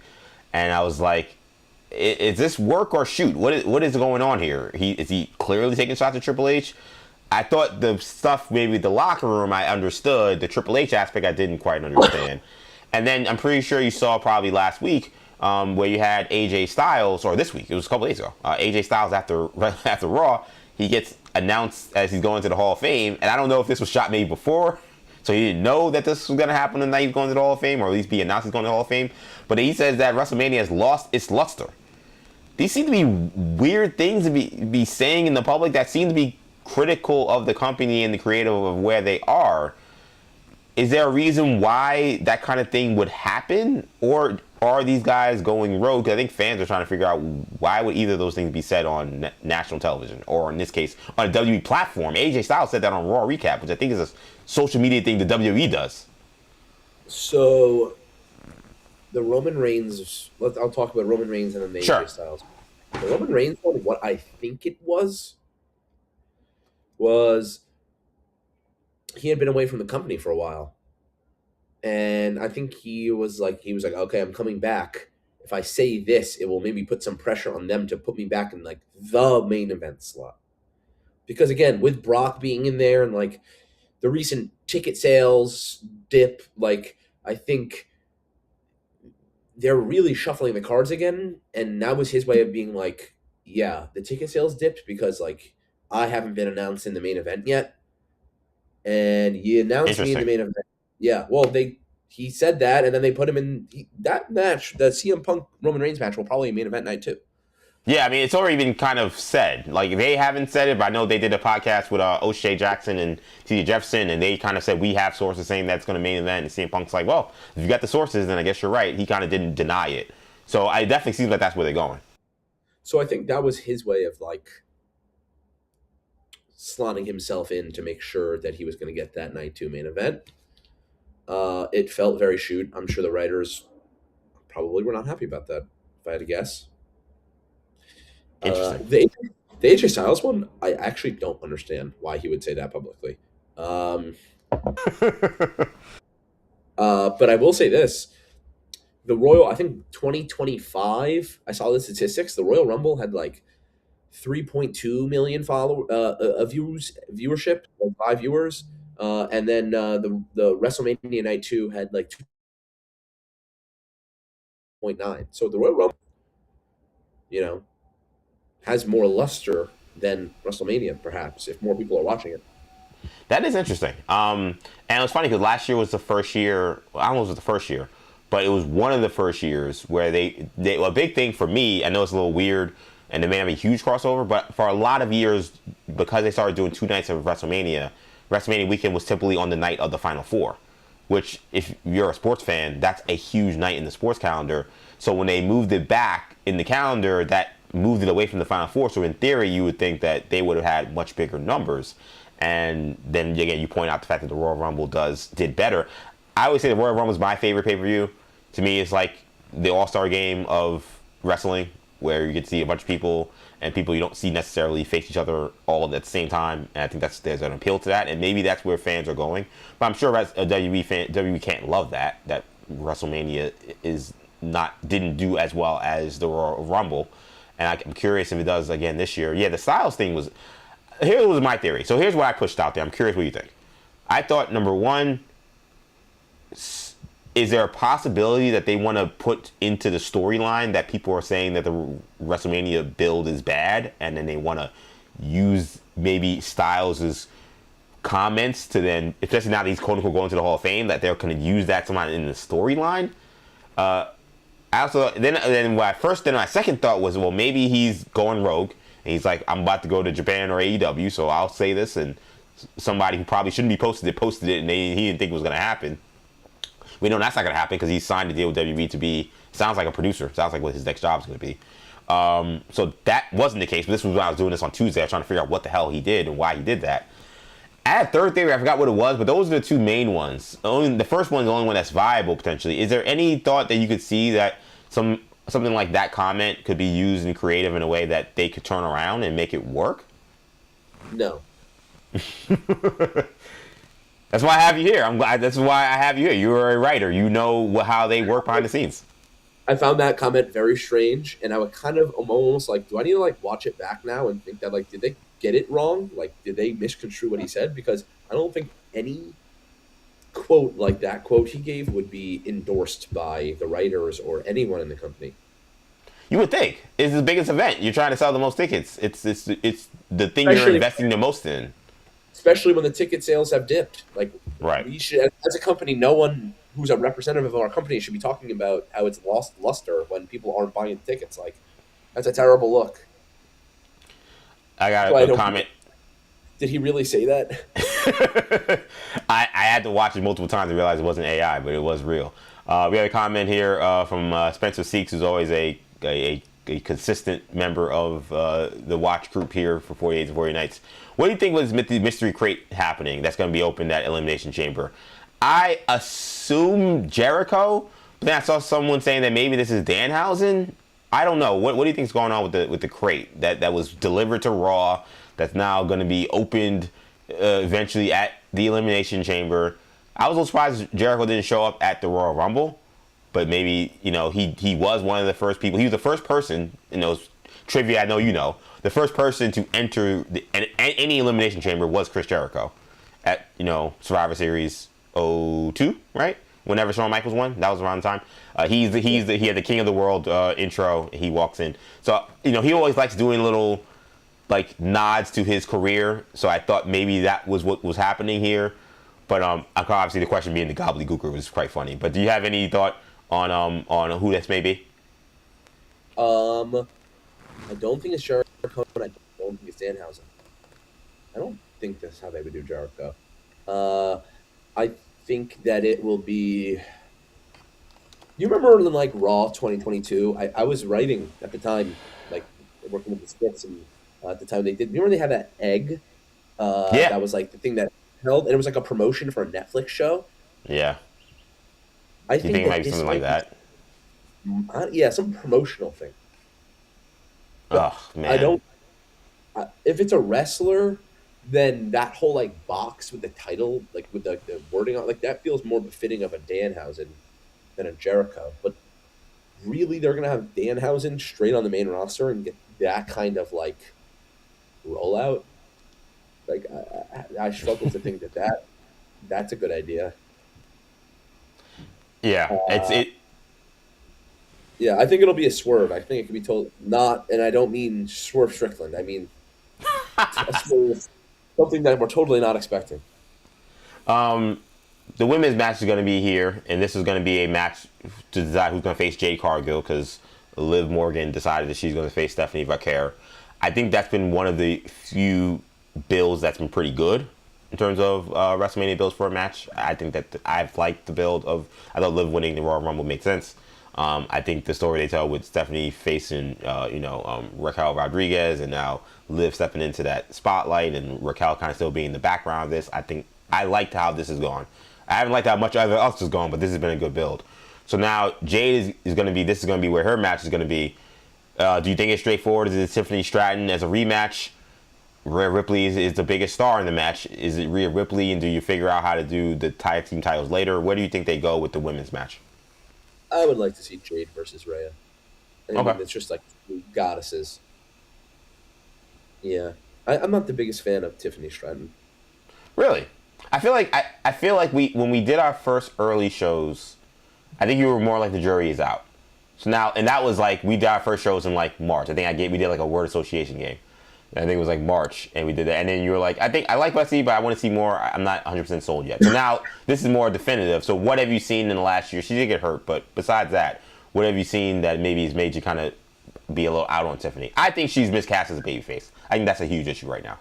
Yeah, maybe that's what it is. I just think that I don't know. I think her character is just flat. I think that like, I don't know.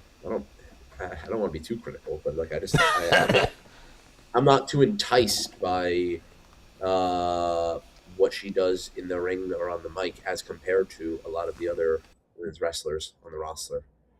By the way, I don't want to be too critical, so I'll build someone else up. Sol Ruca, I am blown away by how good she is. She is as good as they made her look in the Royal Rumble. That's crazy. She is like hopefully going to be a future, women's world champion multiple times over. I agree. I'm a big Sol. Actually, she reminds me quite a lot of Lita. She has that skater girl look, and like she does the moonsault. Like, she reminds me of Lita quite a lot. That's a great. And that's funny. I haven't seen many people go to the Lita comparison. I've seen people basically say she's like the male version of Javon Evans, and I've seen other obvious comparisons. But I like the Lita comp for sure. Yeah, she's got a look. She's got an athleticism that is otherworldly. It's sometimes incredible to see the things she's able to do. There was a part of me, I didn't think it would happen. There was a part of me that wondered, man, does she win the Rumble? Like, do you just say, hey, this is one of our next big stars. She's right here, and that's what we're going to do moving forward. Like, she was right there at the end. I kind of wonder if maybe this was going to be a big shock, especially since, Roman was going to win later. I think that was pretty obvious. But I agree. I think she's been absolutely phenomenal. Lucas here. Lucas, this was an absolute thrill, man. I appreciate you jumping on with me. And doing it a little banged up with a cold and fighting through this. So I appreciate this, man, and I can't wait till when we get going with 40 Days and 40 Nights and start doing our shows again. Because not just 40 Days, 40 Nights, obviously off script. Because again, I think people can see some of the natural chemistry we already have. We've had some conversations, and this is just scratch the surface of what we do. Lucas, man, thank you so much, and get well soon, buddy. Thank you, man. I can't wait till we can talk again when I don't have a sore throat, and we can really go for an hour and a half. Just hit all of everything. But thank you again for having me on, and looking forward to the next episode of the pod. Thank you, man. Take care, dude. Bye. Oh, that was great. Shout out to my guy, Lucas Goldman, stepping in. Injured, too. He didn't tell me he was sick. Like, when I asked him today, listen, buddy, I would love to chat, which I know is the last second, but I'd love to chat with you to talk about the Elimination Chamber if you're available. Okay, he's been very busy of late. And he was like, oh, yeah, I'll do it. Let's go. And, like, I'm ready to record. We'll do off script next week. And then we're getting ready. He's like, by the way, I'm sick. I'm like, oh, Lucas, you're sick. We could have got you on Monday or any other day. But he is so passionate about wrestling, so passionate about the business, and a smart mind. I found it interesting that he was like, yeah, I also have no idea what happened with the AJ Styles thing. It defies logic. It doesn't. I don't know why you would allow one of your main attractions now for WrestleMania week. He's gonna be honored at the Hall of Fame. He's going to be in WrestleMania because they always do the annual, let's honor the Hall of Famers, and he's gonna be on the stage. Like, he's gonna be part of WrestleMania week, and he says WrestleMania has lost its luster. I tried to pitch, what I pitched on this show is that could this be used creatively? Lucas is like, no shot. He is someone that's worked in WWE. He is someone who's worked in the writer's room. He's worked as Vince's right-hand man. So he would know. Obviously, Vince is not there anymore, but he would know kind of how they view WrestleMania, and that's not something that they would do. I only brought it up. I didn't get to expand on it other than because I wanted to get to a bunch of other questions. But only because, like, Triple H, he has seemed to take pride in doing you guys thought WrestleMania was going to be weak? Or you thought SummerSlam was going to... Like, he does that thing where he likes to kind of say, I heard what you all saying on the internet. Well, watch this. So it made me wonder if he's heard the noise, and he was like, all right, let's play around with the noise. And let's even have one of our talents be like, hey, WrestleMania ain't all that. And then I could use that as either part of the storyline or even just part of my own agenda to push the, hey, man, WWE, the meme that we're saying is what we do. What we do. He says that all the time. He can go back and say, you guys had some doubts, right? Well... this is what we do. So that was my theory. But, man, shout out to Lucas. I'm really happy he came on. I'm hoping he feels better. Because, again, if he was healthy and fully healthy, he is someone where they got to throw us out of the studio if we're recording live. We record a lot of our shows at WFAN, Odyssey, Odyssey headquarters. They've been gracious enough to let us do our show there. That's not going to happen as much anymore, partially not because of the fact that I'm part-time, but because of the fact there's a lot of construction happening, so studio time is limited and guests are limited. But yeah, there's so many times that guys will come in, be like, hey, are you guys done yet? Like, we have work to do. And I'm like, oh, sorry, like, we've been here for an hour and a half. This one's supposed to be an hour show or 45-minute show. So if Lucas is like, oh, I'm sick, I got it, I knew he couldn't go as long as he normally would. Otherwise, again, we could have been here for another half hour because I had a million questions for him. But shout out to Lucas. He's going with Rhea Ripley. He's also going with Randy Orton. I really like the Orton pick, man. I'm surprised he went that way.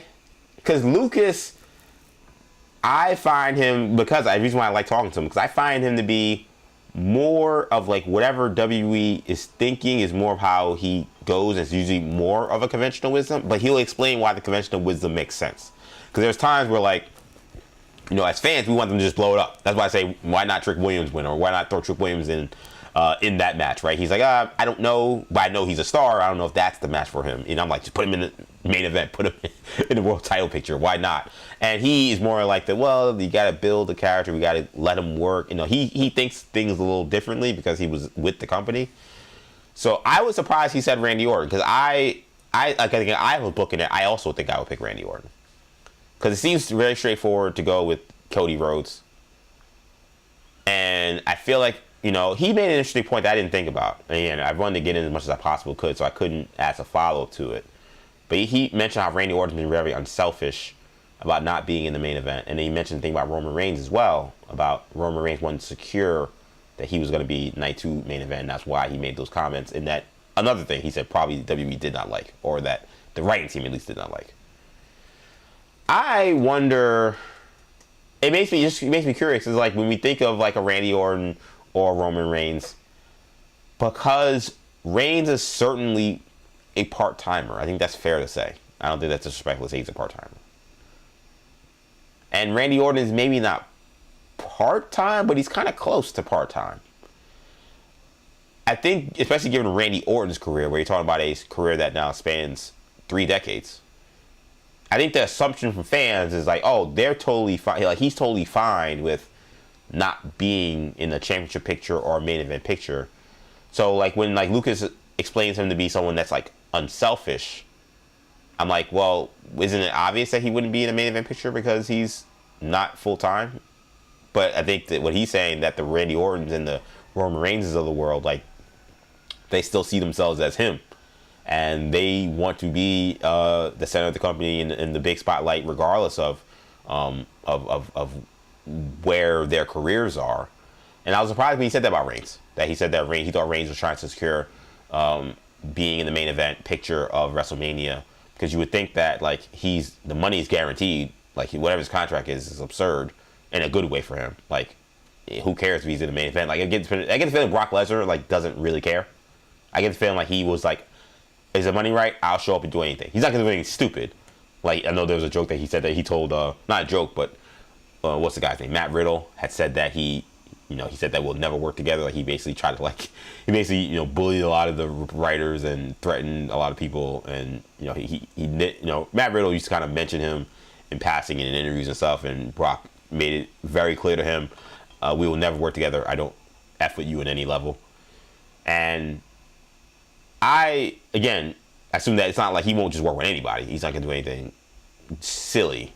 Like, we know famously he didn't love the WrestleMania bill with Dean Ambrose, now Jon Moxley. But I get the impression he kind of will do whatever. Like, he showed to the Royal Rumble, and he did have some big moments. He did eliminate Obafemi, but he kind of got eliminated unceremoniously. He got eliminated during someone else's entrance. That's just like, maybe that was a mistake. Jey Uso's doing his entrance, he's doing this. And meanwhile, Brock Lesnar is getting eliminated. I'm like, well, that seemed weird. I thought he was going to go and destroy Jey Uso, but then that didn't even happen. So, Brock seems the kind of guy where the money's right.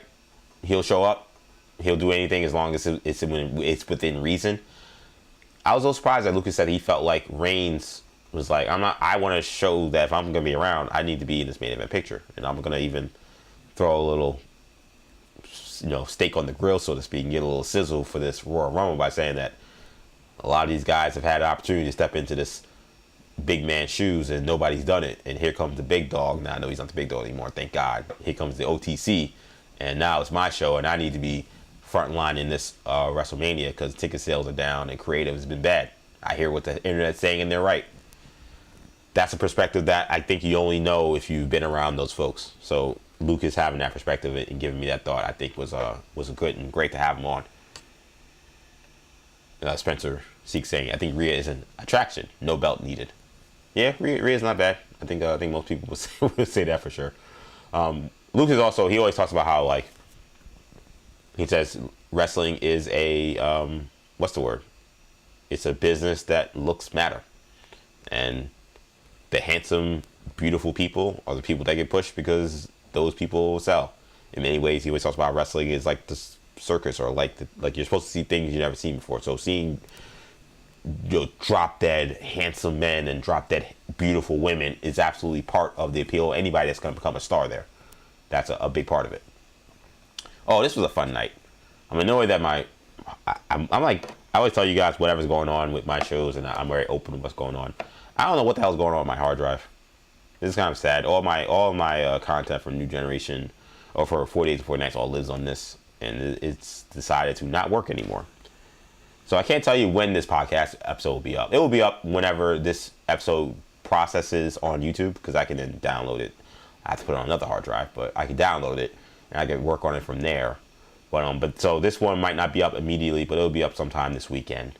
And of course, if you want to check out this episode of 40 Days and 40 Nights and all other episodes of 40 Days and 40 Nights, and if you want to go back and you enjoyed that little conversation me and Lucas had, again, I thought of it as like a preview, little commercial for what we do on Off Script, and that's going to get going probably next week. Check out the podcast channel. Just search New Generation Podcast Network wherever you get your podcasts, and while you're there, give us a 5-star review and give us a written review if you can.